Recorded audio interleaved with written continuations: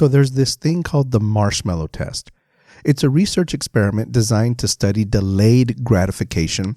It goes back to the 1960s at Stanford University, and it's usually conducted with kids. Now, in the background, you're hearing a researcher conduct the marshmallow test with a group of kids, and I want you to pay attention. Listen to her instructions. Here's the deal. You can either eat it now, or you can wait till I get back, and you can have two. Okay? So eat it now, or wait till I get back, and you can have two. And I'll be back in a little. If we wait, you'll give us two? Yep, if you wait, you get two. Or you can eat it now, whichever you want. Okay? I'll be back. Okay. Did you catch those instructions? Here's a marshmallow. You can eat it right now if you want. You can go ahead and eat it. But if you wait, if you don't eat it by the time I come back, I'm going to give you 2 marshmallows. Well, you can imagine it's pretty funny what happens after that. These kids are struggling with not eating the marshmallow. I mean, this is a real temptation for these kids. I mean, they don't know that they're studying delayed gratification through them. All they know is that they can eat a marshmallow if they wanted to, and they're really struggling with this temptation not to eat the marshmallow. Now, they did different things to cope and to distract themselves. One kid kissed the marshmallow. Several kids licked the marshmallow. One kid just kind of put his head down on the table and stared at the marshmallow. A lot of the kids smelled the marshmallow. Most of the kids, they'd pick it up and put it back down on the plate. They'd even open their mouth really wide and just kind of put the marshmallow at the opening of their mouth and then just put it back on the table. Some of them would start to pick at it and eat just a tiny, tiny little piece of the marshmallow. One little girl, she didn't even wait for the lady to finish the instructions. She just got the marshmallow and put it in her mouth. Another little girl, she got up from the table and opened the door where the researcher had left, and she was looking for the researcher, kind of like, hey, where's my second marshmallow? This is taking too long. Another kid was banging his head. Most of them were just playing with the marshmallow, just trying to do all kinds of different things to distract themselves so that they wouldn't eat the marshmallow. And, you know, I was watching it, and it's funny for a while, but then after a while, it stopped being funny for me. For this reason. I mean, the kids were still funny, but here's why it stopped being funny for me. It made me think about my own struggles with temptations. I mean, I could identify with these kids.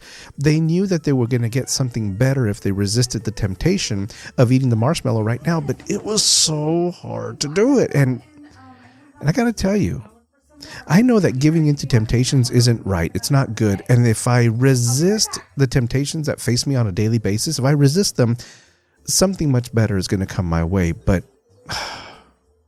it's hard to resist temptation. And I'm guessing that I'm not alone on this. So in this episode of the Christian Bro Code podcast, we're going to talk about something that every bro can relate to: temptation. And here's the question I want to ask you. We know that giving into temptation isn't good. So then why is temptation so hard to resist? Here it comes. There. Oh, what happened? She ate her. Oh, okay.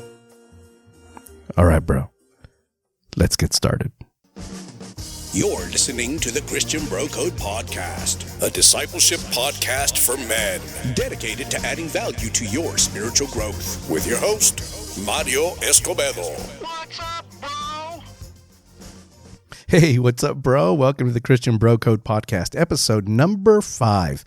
This is the men's discipleship podcast dedicated to adding value to your spiritual growth. And I am your host, Mario Escobedo. Hey, I want you to join the conversation. The Christian Bro Code isn't just me talking to you, just isn't me talking at you. It's meant to be a conversation. And we're getting this going via a Facebook group, the Christian Bro Code Facebook group. So right now you're probably working out or cutting the grass or driving or something, so you can't get to your computer. But the next time you're at your computer or whatever you use to access your Facebook, jump on to the Facebook group, the Christian Bro Code Facebook group, or go to my website, marioescobedo.com. There's a link right there that says click here to join the conversation, and that'll take you directly to the Christian Bro Code Facebook group where we can join in some conversation. I want to remind you that I'm recording in the real world. I don't do any editing, so you're going to hear all the mistakes and everything, and that's how I want it to be. It's a conversation, and conversations aren't always perfect. But I say that I'm recording in the real world so that if from time to time you hear kids screaming in the background, dogs barking, dishes and pots clanging, cars passing by, it's just that I don't have a professional recording studio. I'm recording in a space in my house. And so, hey, that's what Christian bros do. We just power through whatever distractions we have. So in this episode, we know that temptation is not good, and it's not good to give in to temptation. So then why is temptation so hard to resist? Why are we like those kids? Even though we're grown bros and we're mature and all that stuff, why can it be so hard to resist temptations? We know that giving into a temptation isn't good. It's going to lead to sin. I mean, that's what temptation does. And if we know that, and we've suffered the consequences in the past of giving into temptations, why is it still so difficult sometimes to resist temptations? And I know that when we talk about temptations, our minds immediately go to like sexual stuff. And for, that's real. I mean, I'm not knocking that. That's real. But there are all kinds of temptations that we face on a daily basis. Temptations to lie, to be dishonest in other ways, maybe to be less than honest with our wives or with our children, our coworkers, our boss. There are all kinds of temptations that we face every day. And the reality is that we probably know as Christian bros that giving into temptation is not a good thing, yet we struggle with temptation and we struggle with giving into temptation. And so what I want to talk to you about are two reasons that I think it's so hard to resist temptation. Two reasons. And before we get into those two reasons, I want to define some terms because I'm going to be using two terms that are important to this conversation. And I think we need to understand the difference between these two terms as we progress in this conversation. So before I get into the two reasons of why I think it's so hard to resist temptation sometimes, let me define two terms for you. The first term I want to define is a trial. Okay, a life trial, a difficulty that you're going through in life. That's a trial. Here's how I understand, or here's how I defined a trial. A trial is a difficult situation that God allows you to go through in order to strengthen your faith, to mature you, or to advance you to the next level, to kind of move you from where you are to where God wants you to be. A trial does that for you. So the entire purpose, the intention of a trial, the reason God allows trials to come to our lives is because it's for our growth. It's going to move us. It's going to advance us from where we are to where He wants us to be. So that's a trial, right? It's a difficult situation, but it's intended to advance you, strengthen your faith, mature you, move you on to the next level. That's a trial. Now, the second term I want to define is the term that we're talking about here. It's a temptation. A temptation is an attempt to get you to sin. That is, to do something that God does not approve of, some kind of sin. And the whole point of a temptation, or the purpose of a temptation, is to get you to sin in order to tear down your faith and set you back in your spiritual growth. So notice the difference between a trial and a temptation. The purpose of a trial is to get you to advance in your faith, and the purpose of a temptation is actually to get you to it's to set you back in your spiritual growth or in your spiritual faith. Understand this, being tempted is not a sin. We're all going to be tempted. It's not a sin to be tempted. You're not sinning if you're being tempted. The problem happens when you commit the sin you're being tempted to commit. That's where the sin happens. That's the problem right there. But in and of itself, being tempted is not a sin. That's not the problem right there. Now, I find it interesting that whether we're dealing with a trial or with a temptation, which have two different purposes, a trial, again, is to build your faith. A temptation is intended to tear down your faith. Regardless of what you're dealing with, the outcomes of either one can be the same. It all depends on how you respond to a trial or a temptation. Here's what I mean. If you overcome a trial, you come out at the other end with a strengthened faith, more mature. You've advanced. You've grown. When you overcome a trial, you grow. The same thing happens, though, with a temptation. When you overcome a temptation, you also come out at the other end with a strengthened faith. You grow just in the same way as you do when you go through a trial. Now, notice this. If you fail in a trial, you come out at the other end with a weakened faith. And the same thing happens when you fail or you give in to a temptation. You come out with a weakened faith. The difference is in how you respond to a trial or to a temptation. The difference is your response. They both have different purposes or different motives. One is to build you up, but if you don't respond appropriately to that, which is a trial, it can actually weaken you. A temptation is intended to tear you down, but if you respond appropriately to that, you rely on God, you rely on other bros to help you out, then you can resist that temptation and come out at the other end of that temptation having grown and with a strengthened faith. So they have different purposes, but they can produce the same outcomes, and it all depends on your response to that trial or the temptation. Now, having defined those terms and having a better understanding of a trial versus a temptation, I come back to this question. If we know that temptation and giving into temptation isn't good for us, why is it so hard to resist temptation?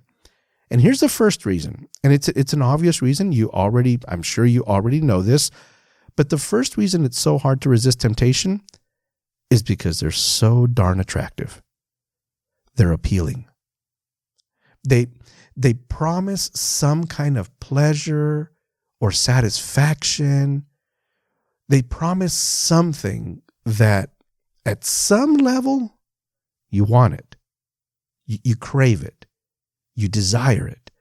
And even though you know it's bad for you, bad for your spiritual walk, bad for your relationship with God, that spiritual nature that still resides in us, it still makes us want that. It still makes us want us to yearn after that, to want that. And that's why temptations are hard to resist. It's still part of our sinful nature to want to give in to sin at times. And let's be honest, temptations are attractive for different reasons. They may promise to satisfy a sexual need or a sexual want or an emotional, mental, physical want or need. They promise some kind of pleasure, some sort of satisfaction. And because of that, they're very appealing. They're very attractive. If temptations weren't appealing, if they weren't attractive, then we wouldn't have any problems with them. We wouldn't struggle with them because it wouldn't be something that we would see as being able to offer us some sort of satisfaction or joy or pleasure or whatever. But in and of themselves, just by their very nature, temptations they're pleasurable. I mean, they promise, they're attractive, they're appealing. And we sometimes, we start thinking not the way we should. We're not led by the Spirit, or we're not led by our maturity, and we don't see beyond the consequences of falling into the temptation. We just see the pleasure of the moment. And so the first reason temptations are so hard to resist is because they're attractive. They're appealing. They promise some kind of pleasure, and it can be very hard to resist them because of that. Now, the second reason temptations are hard to resist. Now, you might have to think about this for just a second, but you're going to see that it makes sense, and I'm going to walk you through this in just a little bit. But the second reason a temptation is hard to resist is this. A temptation sometimes looks like a solution to the trial you're going through. This is why I wanted to distinguish and define the two terms. Note the difference between a trial and a temptation. For this reason right here, the second reason a temptation is hard to resist, because a temptation can sometimes look like a solution to the trial you're going through. Now, let me give you an example. And I'm sure if you thought about it just a little bit, you might even want to hit the pause button on this podcast just to let that sink in a little bit. Maybe think of some times when you were being tempted to do something. And if you think about it, you'll probably begin to see that I'm making sense here when I say that a temptation sometimes looks like a solution to a trial that you're going through. Now, again, let me give you an example from my own life. Several years ago, when I was in school, I was in college, I was married, I had a young daughter. And stuff was tough, financially speaking. Stuff was tough. And I remember one time in particular that I went to the grocery store. And my wife had given me a list of things that I needed to pick up. And among those things were diapers. So I go to the grocery store and I pack everything in there. And you know how the grocery store carts, they have the main basket, but then they have that little thing on the bottom where you could put water or bigger items or diapers. Well, I put everything in the grocery cart that my wife had asked for, and then I got the diapers, and I put the diapers on that bottom part of the grocery cart. And so I go in line and I get everything out of the cart and I pay for everything. And it wasn't until I got to my van that I realized that I hadn't been charged for the diapers. They were on the bottom part of the cart, so I didn't see them. I forgot they were there, and the cashier didn't see them either. She, took it in good faith that I had given her everything, and so they rung me up, gave me my receipt. I paid and I left.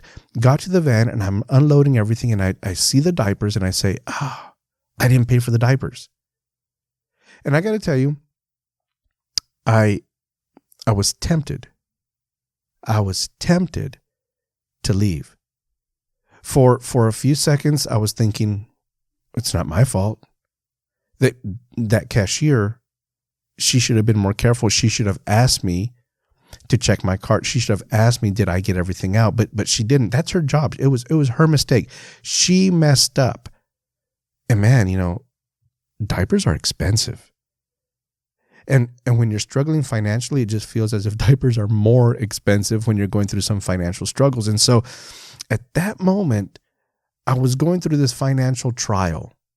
We were really hurting for money. I was going through this financial trial.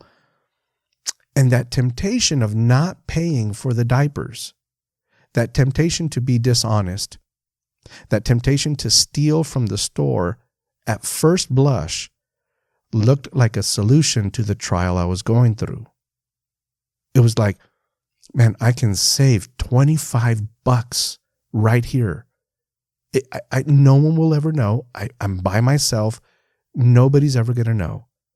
I can save $25. At that time, do you know what $25 meant to us? It meant a lot. And at that very moment, going through that financial trial, that temptation to be dishonest, that temptation to steal, looked a whole lot like a solution to the trial I was going through. I can save some bucks. I'm sure at some point I probably said or thought something like, hallelujah, God provided. Oh, God is so good. And he provided, because that temptation to steal, to be dishonest, it looked a whole lot like a solution, or at least a help to the financial trial that we were going through at that moment. Now, fortunately, I kind of just recovered, and I said, no, that's not the right thing to do. And I went back in and I paid for the diapers. And I learned something at that moment. And as I reflect on that experience, on that situation, I realized that it's very easy to be fooled. It can be very easy to be fooled when you're going through a trial and you're faced with the temptation. It can be very easy to be fooled into thinking that it's God's way of solving the trial that you're going through. It's God's way of helping you out in the trial that you're going through. But listen to this. Don't be fooled in those situations, because God will never give you a solution to a problem or to a trial that goes against what he's already said in his word. Now, God demands honesty from his children. Jesus demands honesty from Christ followers.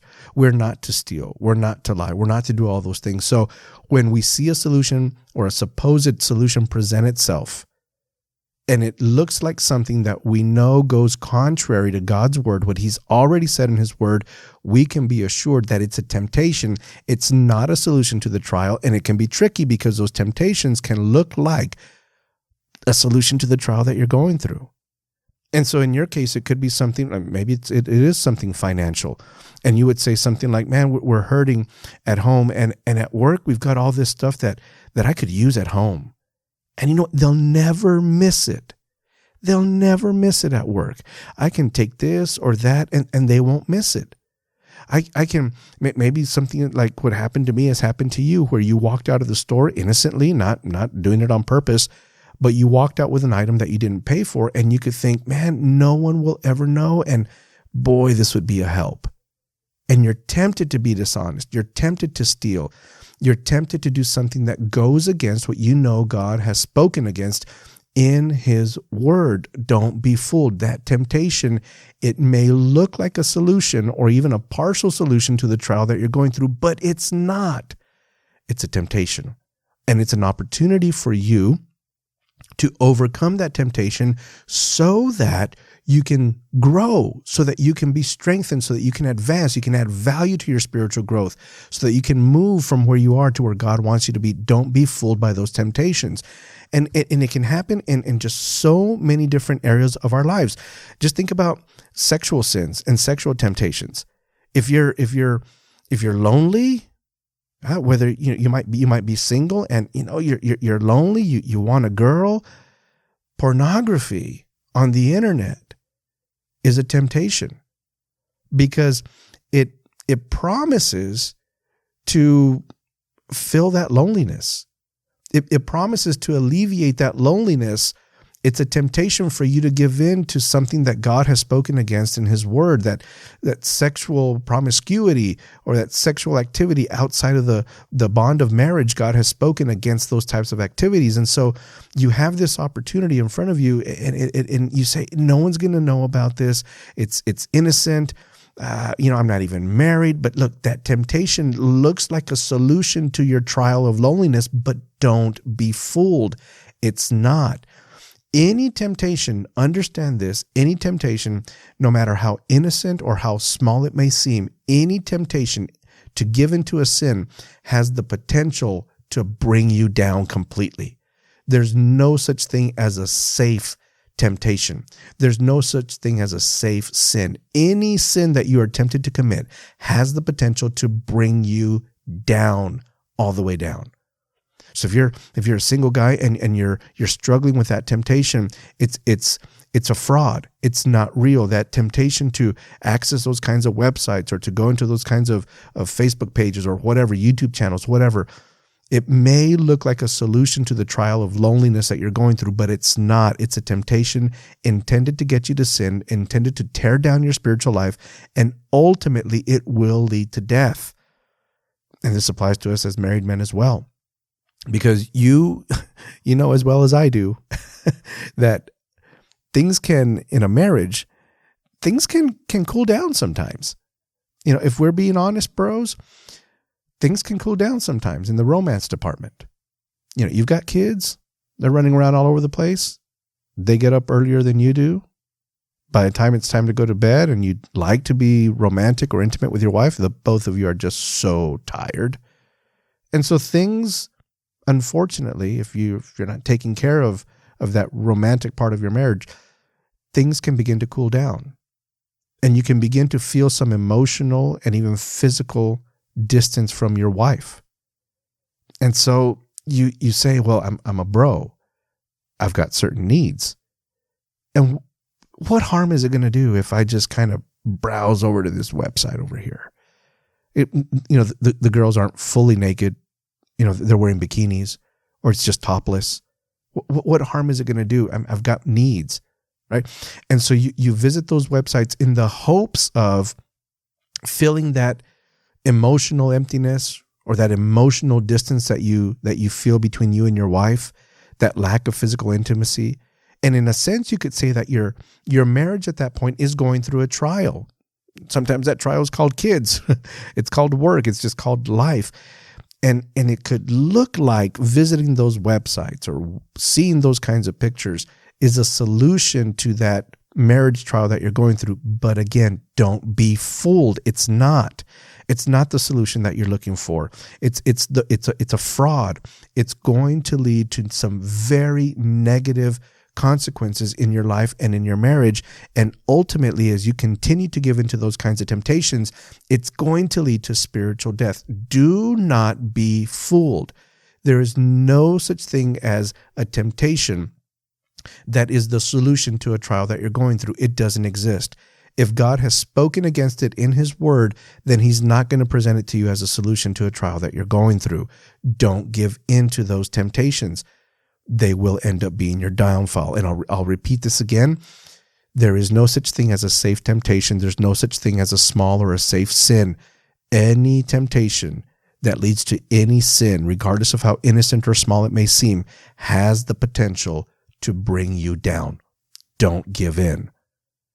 What do you do in that situation? What do you do when you're struggling with temptation, with giving into temptation? Listen, we take the play out of James chapter 1, where he just tells us to persevere. In the middle of trials, in the middle of temptations, you persevere, you bro up, just persevere. And a lot of times what you need in order to persevere is the help of other bros. You need some other bros who are going to help you in those times of temptation. You need those other bros who are going to stand with you. They're going to pray with you. They're going to lock arms with you, and they're going to keep you standing when you can't stand anymore. Sometimes they're going to persevere for you when you can't persevere anymore, and that's going to give you just enough of what you need to kind of get the motor going again, and you be able to persevere. When you're encountering those situations of temptation, persevere. Stand strong. Ask God for wisdom. That's what James tells us to do. Ask God for wisdom, and he will present the solution for you to endure and resist that temptation that you're going through. And I want you to have this illustration or this analogy in your mind as we're talking about perseverance. I'm sure that you've seen boxing matches. You've probably seen MMA fights. And you know that when you're fighting, when you're in the boxing ring, it's so important for a boxer to keep his hands up. If he doesn't keep his hands up, he's going to get knocked out. And at the beginning of the fight, the beginning of the match, both boxers, I mean, they're fresh, they're strong, they're ready, and you see them that they have no problems keeping their hands up, keeping their guard up, right? They've got no problems. It's the beginning of the fight. But as the rounds wear on, you go round to round to round, fatigue starts to set in. The longer the fight lasts, the more tired the boxer gets, and the harder it is to keep his hands up. But if he drops his guard, he's going to get dropped.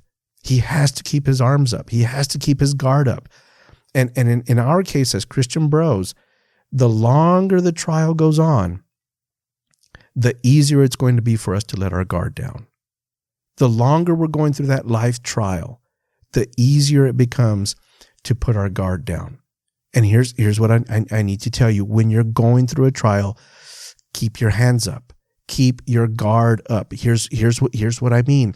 When you're going through a trial, you need to be extra vigilant. You need to be extra careful. You need to be on the lookout, because when you're going through a trial, I think that you're more vulnerable to falling into a temptation when you're going through a trial. Why? Because of the second reason that we're talking about. Because a temptation sometimes looks like a solution to the trial that you're going through. So if there's a trial that you're going through in your life and it's wearing on, it's just going and going and going, man, that's the moment when you need to bro up. That's the moment when you need to have this awareness, this knowledge. Hey, this trial is beginning to wear on me. I need to be extra vigilant. I need to read a little bit more of the word. I need to strengthen myself in the word. I need to strengthen myself in prayer. I need to strengthen myself in worship. I better not skip church, because that's where I'm getting spiritually fed. That's where I'm being strengthened. That's where I'm seeing other bros. Man, I'm going through a trial right now in my life, in my marriage, at work, wherever it is. And I need to be extra vigilant. I need to keep my guard up, because I recognize that as the longer a trial wears on, the easier it's going to be for me to put my guard down. The harder it's going to be for me to keep my guard up. And bro, let me tell you, trials have a way of wearing us down, spiritually speaking. They have a way of wearing us down, and it can become very easy to put your guard down, and bam, before you know it, you've fallen into a temptation. So if you're going through a trial, you need to know that it can be easier to give into a temptation, because that temptation will sometimes look like a solution to the trial you're going through. So be on guard. We always have to be vigilant. We always have to be on guard when we're going through temptations, or just in life in general, regarding temptations. But when we're going through a trial, man, I've come to learn that those trials can wear you down, and it can become easier to fall into a temptation. Keep that guard up. Don't bring down that guard. Keep it up. That way you can still defend yourself against those temptations when they come your way. All right, bro. That's it for this episode. And I hope this added value to your spiritual growth. If it did, and I'm sure it did, I hope it did, what I want you to do is I want you to share this on your social media accounts, whether it's Instagram, Facebook, wherever. Just go ahead and share this, and share it with another bro. Maybe it'll add value to his spiritual growth as well. And like I said at the top of the episode, I want you to join the conversation. I want you to go to the Facebook group. You can access that via my website, marioescobedo.com, and you can click on the button that says click here to join the conversation. That way we can start helping each other out in these conversations as a Christian Bro Code community. Also, you can join my mailing list. Go to marioescobedo.com. You'll see ways that you can join my mailing list. Definitely subscribe, rate, and review this podcast. When you do that, when you leave a review and when you rate and when you subscribe, you're making it easier for other bros to find this podcast. And again, I'm asking you to subscribe, to rate, and to review. And when I ask for a review, I'm not asking you to leave a good review. I'm asking you to leave an honest review. If it's a thumbs down, then give me a thumbs down. If it's a 1 star, then give it a 1 star. No biggie. I'm asking for an honest review. Now, in the upcoming episode, in this episode, we talked about temptation and being aware of its danger, especially when you're going through a trial. In the next episode, I'm going to share with you some strategies, some proven strategies to overcome and to resist temptations. All right, bro. I'll catch you later.